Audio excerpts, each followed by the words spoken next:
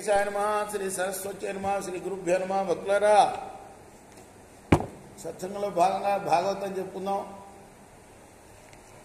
నిన్నటి వరకు మనం 12 స్కందాల్లో 8 స్కందాలు పూజ చేసాం. 9వ స్కందాన్ని కూడా 16 భాగాలుగా చెప్పుకున్నాం. ఈరోజున 17వ భాగం చెప్పుకుందాం. ముందుగా వ్యాసరూపాన్ని ప్రార్థన చేసుకుందాం. వ్యాసాయ విష్ణురూపాయ వ్యాసరూపాయ విష్ణవే నమో వై బ్రహ్మణితే వాసిష్ఠాయ నమో నమః. ఆంజనేయం మహావీరం బ్రహ్మ విష్ణు శివాత్మకం తరుణార్క ప్రభంశాంతం ఆంజనేయం నమామ్యహం. సదా నింబవృక్షస్య మూలాధివాసాత్ సుధాశ్రావిణం తిక్తమప్యప్రియంతం తరుం కల్పవృక్షాదికం సాధయంతం నమామీశ్వరం సద్గురుం సాయినాథం. సమర్థద్గురు సాయినాథ్ మహారాజ్ కీ జై. భగీరథుడు చెప్తున్నాడు. భగీరథ ఉవాచ సాధవో న్యాసిన శాంత బ్రహ్మిష్టాలోక పావన హరంచకంతేంగ సంగాతే స్వాస్తే యగుభిద్ధరి. ఓ గంగామాత, భూతలంలో ఎంతోమంది సాధు పురుషులు ఉన్నారు. వాళ్ళు కామ్యకర్మాలని వదిలేసిన వాళ్ళు. కామ్యకర్మాలంటే ఒక కోరికతో కూడిన కర్మ. కర్మలన్నీ కూడా భగవద్గీత ఏం చెప్తుంది? కోరిక లేకుండా చేయాలి. ఇదే పని నెరవేరాలని కాదు, ఇది నా బాధ్యత, నేను చేస్తున్నాను, చేయాలి. అట్లా భూతలం మీద ఎంతోమంది సాధు పురుషులు ఉన్నారు. వాళ్ళు కామ్యకర్మల్ని, కోరికతో కూడిన కర్మల్ని వదిలివేసిన వాళ్ళు జితేంద్రియులు, బ్రహ్మజ్ఞానులు. అందువల్ల వాళ్ళు లోకాలనే పవిత్రం చేసే మహానుభావులు.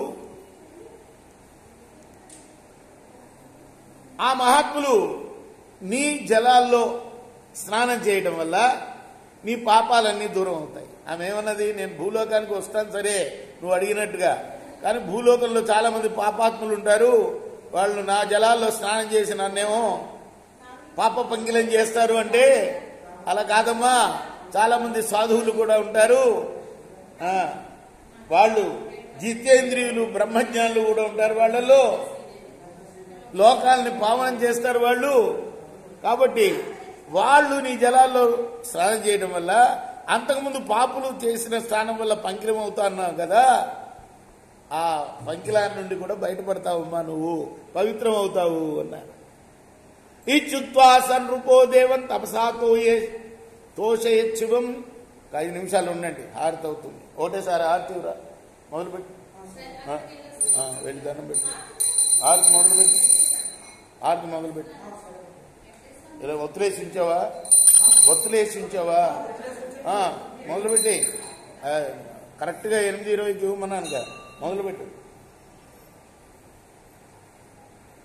ఇచ్చుత్వా సన్ రూపో దేవం తపసాతో యశివం కాళేనా పీయస రాజన్ తస్యేష సమతుషత. ఇంకొకటి కూడా చెప్పాడు భగీరథుడు. ఎవరు భరిస్తారని అడిగావు కదా, సర్వప్రాణుల్లో ఆత్మస్వరూపుడుగా ఉండే ఆ పరమశివుడు నీ వేగాన్ని నిరోధించగలడు ఆయన. ఎందుకంటే వస్త్రంలో ఉన్న దారంలాగా ఈ విశ్వమంతా కూడా అతనిలో ఓతప్రోతమై ఉంటుంది. కృష్ణార్పణమస్తు.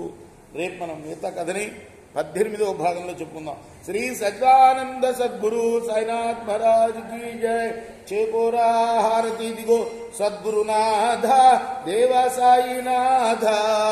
పాంచభౌతిక తత్వములానే హారతులిత్తుమురా. నిర్గుణం మగు స్థితే వీడి ఎట్లి ఆకారం పొందితివో సాయిరాం. సర్వము నిండిన ఇదే ఇంతను ఉంటివి తల్లివలే. రజోతమో సత్వము నుండి మాయటు జనించే బాబా, మాయటు జనించే. ఆ మాయ నుండి వేరే మాయ ఏ తీరుగా వచ్చే. సప్త సాగరాలు నీకు క్రీడారంగములు బాబా, క్రీడారంగములు. నీ లీలాతల విస్తారణకే విశ్వము స్పృశ్యాయే. బ్రహ్మాండముల రచనము మాకు ఎలా చూపేవు బాబా, ఎలా చూపేవు. తుకారామే కృపాలుడంటూ సాయిని కీర్తించే. చేకోరా హారతి దిగో సద్గురునాథ దేవ సాయినాథ. పాంచభౌతిక తత్వములానే హారతులిత్తుమురా. లోకమే జ్ఞాన శూన్యం ఎవరు కోరరు జ్ఞానం పాండురంగా